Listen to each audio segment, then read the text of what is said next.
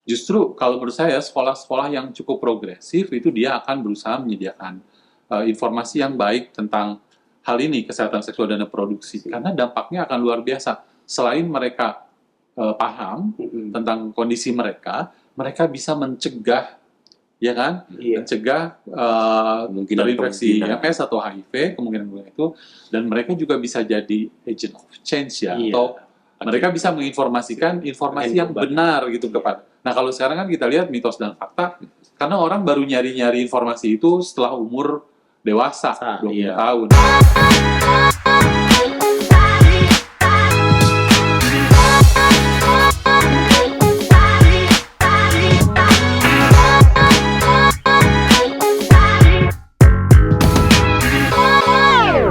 Halo teman-teman Marlo, kembali lagi di podcast saya Marlo. Nah, untuk topik hari ini kayaknya agak sedikit berkisar tentang mitos dan fakta tentang HIV. Ini untuk pembahasan kenapa stigma untuk orang dengan HIV itu masih tinggi. Jadi, di sini saya sudah bersama dengan Mas Bobi dan Kang Tono. Ya, saya Bobi, saya konselor Tanya Marlo.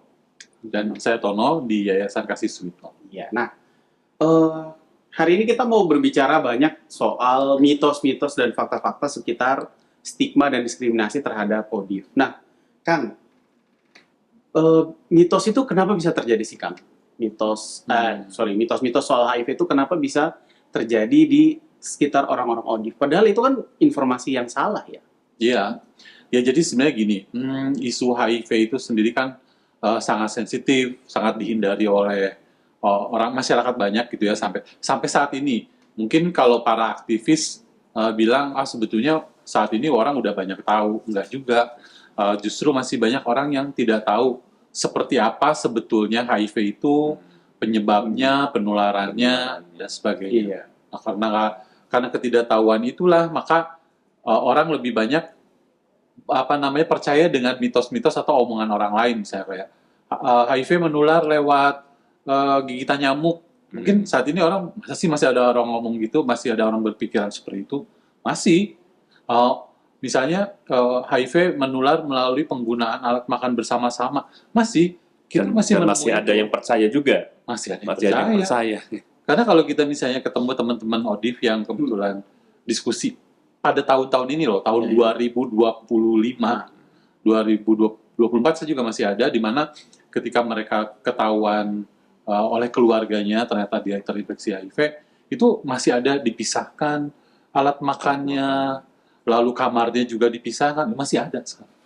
Berarti memang mitos tentang HIV ini memang awal mulanya kenapa teman-teman ODIF itu kena stigma ya, Kang? Ya. Tuh. Karena ketidaktahuan berarti, karena tidak ada pengetahuan dan orang juga mempercayai itu, masih ada yang percaya juga dengan mitos-mitos yang beredar. Kalau terkait dengan fakta ilmiah nih, fakta ilmiah yang sebenarnya ini suatu yang fakta, yang nyata, tapi masyarakat jarang mengetahui itu seperti apa biasanya? Ya, karena sebetulnya gini, seperti yang tadi saya katakan di awal bahwa karena masyarakat itu masih menganggap bahwa HIV bukan masalah mereka gitu. Ini padahal HIV itu udah ada di sekitaran kita, mungkin ada tetangga kita, mungkin juga saudara-saudara kita udah terinfeksi HIV. Nah, karena merasa bukan masalahnya masyarakat, jadi mereka juga nggak terlalu antusias untuk cari informasi terbaru tentang HIV. Sampai sekarang pun, kalau saya ngobrol sama teman-teman saya ya, yang itu kadang-kadang kalau mereka tahu, oh kamu bekerja, ya saya bekerja di isu HIV. Oh itu benar ya, kayak HIV itu benar-benar mematikan ya, udah nggak ada obatnya ya. Padahal kan kalau kita, terutama teman-teman yang berkecimpung di dunia HIV, aduh hari gini ya, orang ODIF aja udah minum obat, udah kondisinya udah baik banget, udah seperti orang lain, bahkan udah jauh lebih baik gitu ya. Nah ini yang lucunya Kang ya, jadi aku pernah juga cerita ke keluarga gitu, ke orang tua, ke ibu lah gitu. Aku cerita, aku tuh kerja di yayasan yang memang bergerak di isu HIV. Jadi nyokap aku tuh udah langsung kaget, kakak nggak takut nanti kena HIV? Gitu.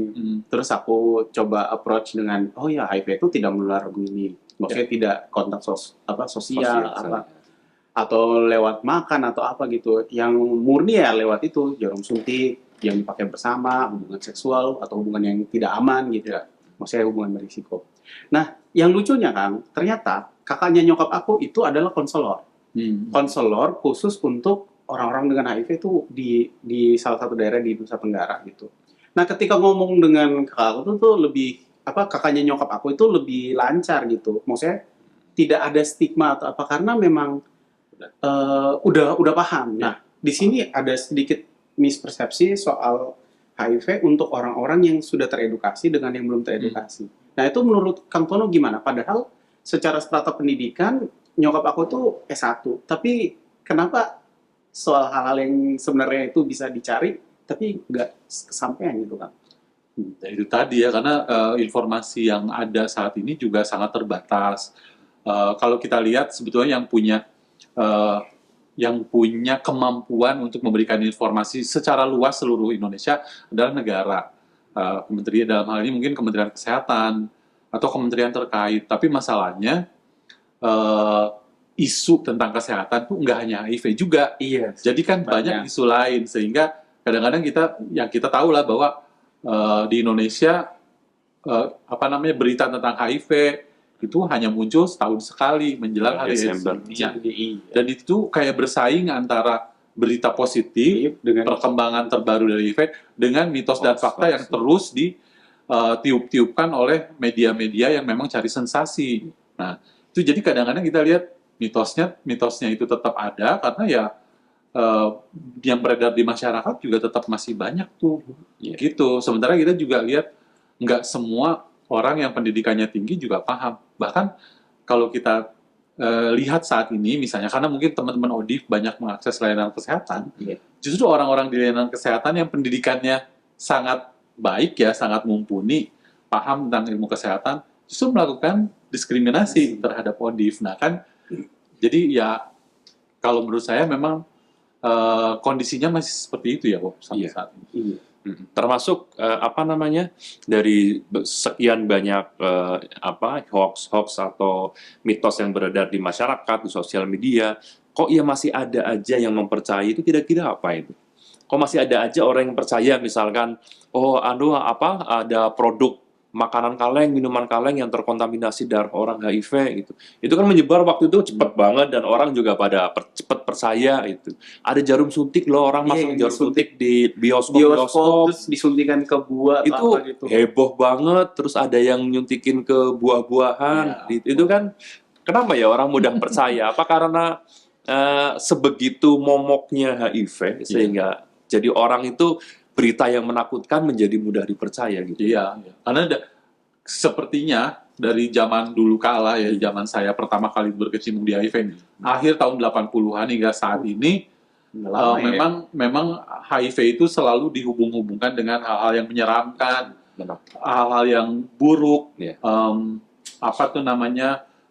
distigma, sehingga menimbulkan diskriminasi di mana-mana. Dan itu kayaknya sampai sekarang masih ada, apalagi dengan sosial media, perkembangan sosial media dan perkembangan di dunia digital, itu informasi yang seperti itu nyebarnya lebih cepat. Dulu tahun 80-an mungkin kita hanya melihat di koran sekali doang tuh, pas lagi rame-ramenya, setelah itu hilang lenyap. Masyarakat juga nggak nyari tahu gitu. Tapi sekarang itu kan kayak muncul aja terus, kita klik HIV mematikan aja bakal banyak banget ya. Dan orang tuh cenderung nyarinya yang sensasional, sementara yang informasi yang sebenarnya itu kadang nggak dicari. Padahal faktanya itu ya, saya juga udah bertemu dengan beberapa ODIF ya, itu tidak menunjukkan dia tidak sehat, padahal sangat sehat ya Kang, bahkan lebih fit gitu. Nah, kenapa di framingnya atau diberitakan itu orang dengan HIV itu kayak salah gitu loh, maksudnya karena bilang HIV itu kalau misalnya nanti jadi penyakit yang mematikan yang buat kurus banget, udah gitu mata jadi cekung lah, kulit jadi menghitam, padahal pada kenyataannya setelah ketemu orang yang dengan HIV, dia sudah berobat lebih dari beberapa tahun, konsumsi ARV secara rutin, nggak ada menunjukkan gejala gitu. Tapi kenapa orang lebih percaya gitu tentang yang jelek-jeleknya, yang menakutkannya. mungkin bisa jadi imbas dari informasi di masa lalu ya. Iya. Imbas di masa lalu itu kan orang terinfeksi HIV kan kondisinya udah buruk, udah jelek, datang ke rumah sakit yang udah sakit-sakitan, yang udah kurus, banyak infeksi gitu. Jadi sampai sekarang mungkin yang terframing itu yang seperti itu. Iya. Padahal kondisinya udah beda kan sekarang. Iya, karena kita lihat lah, dulu kan sebetulnya banyak tokoh-tokoh dunia yang berusaha embrace ya, berusaha merangkul teman-teman yang terinfeksi HIV dalam kondisi AIDS. Karena pada saat itu perkembangan pengobatan juga belum sebaik sekarang ya. Jadi memang tahun 90-an awal itu kan kita melihat orang-orang yang terinfeksi HIV kondisinya pasti kayak gitu, kayak kerangka di rumah sakit, lalu datanglah Putri Diana, lalu berusaha salaman, merangkul, mencium. Nah itu tuh masih ada, karena kan itu kan ada di dunia digital ya. Padahal kalau kita tahu, kalau mungkin teman-teman aktivis udah ngelihat lah kondisi sekarang, teman-teman ODIF Jauh banget. jauh lebih kondisinya udah keren gitu. Yang apalagi yang suka berolahraga ya kondisi fisiknya ya seperti olahragawan, nggak kurus kering. Buktinya waktu yang kita datangkan siapa? Mbak Ratri. Itu padahal ibu rumah tangga. Tapi kondisi fisiknya bener-bener yang dia masih bisa berolahraga, dia bahkan banyak aktivitas di luar lah gitu. Iya. Tapi kenapa untuk framing orang dengan HIV itu selalu dapat karena itu karena menakutkan dan berita yang menakutkan itu justru yang asik gitu. Karena dari awalnya itu orang udah berpikir HIV itu menakutkan gitu, jelek untuk orang-orang yang vonis mati. Ini penyakitnya orang-orang nggak bermoral gitu. Jadi kalau dapat mitos atau kabar-kabar yang jelek itu akhirnya tuh itu yang disukai malah. Yang disukai disebarin ke orang gitu. Padahal kita punya teman ya Bob yang mungkin udah hampir 30 tahun minum ARV. 94 berarti 32 tahun. 32 tahun dia terinfeksi HIV sampai dan sekarang kondisinya masih baik. Padahal 94 tuh obatnya pun masih susah ya itu. Susah dan efek samping yang luar biasa berat ya. Apalagi yang sudah saat ini yang sudah minum obat saat ini dengan jenis obat yang lebih ringan efek samping, toleran. Ya, dan dampaknya ke kesehatan jauh lebih baik. Terus kalau misalnya gini Kang, masyarakat yang belum tahu ya, misalnya soal informasi yang benar ya Kang, soal HIV dan pengobatannya, kira-kira berdampak nggak sih sama lingkungan sekitar gitu? Padahal layanan yang diberikan untuk Kemenkes itu udah mengurangi stigma dan diskriminasi, tapi masyarakat kita itu belum paham soal tentang pengobatan ARV, orang dengan HIV yang udah terapi, itu kira-kira nanti dampaknya ke ODIF itu gimana ya Kang? Ya mungkin kalau mereka tidak paham ya itu tadi mitosnya akan semakin kuat dan nanti teman-teman ODIF juga semakin banyak mendapatkan diskriminasi. Nah masalahnya kita juga lihat bahwa ketika seseorang terinfeksi HIV itu kita nggak hanya membicarakan tentang kondisi medis klinis ya, tidak hanya kesehatannya, tapi juga dukungan yang akan memberikan dia kenyamanan secara mental, juga dukungan sosial atau psikososial. Nah itu jadi kalau misalnya kita menganggap bahwa ketika ODIF sudah diobatin maka kondisinya akan baik-baik saja, itu juga enggak seperti itu. Nah kalau masyarakat nggak paham, teman-teman ODIF ini benarnya ragam ya. Mungkin ada yang kondisinya sangat kuat, mendapatkan dukungan dari banyak pihak, itu kondisinya kita lihat lah sangat baik seperti kita pada umumnya lah, seperti masyarakat pada umumnya. Tapi ketika seseorang ODIF yang juga dalam kondisi ekonomi yang buruk, lalu dia juga dikucilkan, nah itu dampak ke kesehatannya juga akan sangat kuat ya, sangat jadi buruk ya. Dia nggak mau minum, kadang-kadang orang berhenti minum obat. Lost to follow karena memang nggak dapat dukungan ya Kang. Iya, dan otomatis kondisinya memburuk ya. Dari Mas Bobi sendiri, pernah nggak sih mendapatkan keluhan-keluhan dari orang yang kan Mas Bobi kan konselor gitu, mereka yang DM itu kan hampir rata-rata curhat ya. Iya. Itu kira-kira mereka mendapatkan stigma dan diskriminasi berdasarkan mitos-mitos yang beredar nggak sih? Oh iya pasti, masih sampai sekarang masih banyak ya, masih mudah ditemui. Kayak misalkan nyamuk gitu yang menggigit gitu, orang itu takut banget dengan nyamuk, takut menularin HIV. Padahal kan nyamuk tidak menyemprotkan kembali darah yang sudah dihisap gitu. Terus juga virus HIV yang udah disedot sama nyamuk ya mati otomatis karena di luar tubuh manusia. Dan juga Yang paling sering juga dari pekerjaan. Masih banyak orang yang menjadikan HIV itu menjadi masalah ketika salah satu staf atau pegawainya itu ketahuan terinfeksi HIV.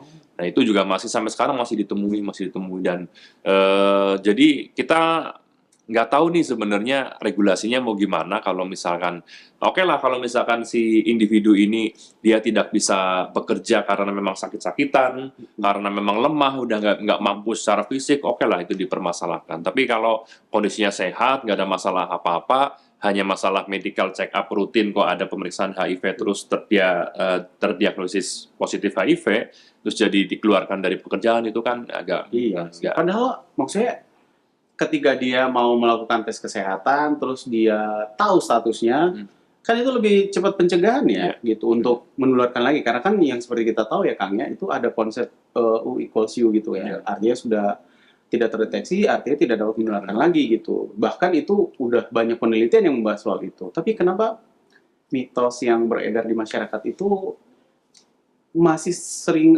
dianggap bahwa HIV itu mematikan, padahal HIV itu sudah diturunkan kan, statusnya sebagai bukan yang mematikan lagi. Nah, kira-kira menurut Kang Tono dan Mas Bobby, masyarakat itu harus mendapatkan informasi yang benar itu baiknya bagaimana? Apakah hanya melalui digital aja, atau harus ada kita turun ke lapangan langsung, atau gimana?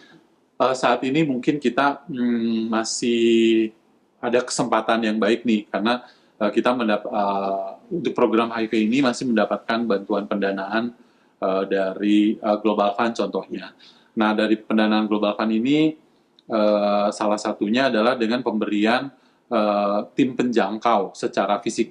Karena kan di Indonesia itu nggak semua orang punya gadget ya, punya handphone, smartphone, tapi juga ada yang harus dijangkau dan diberikan informasi secara langsung.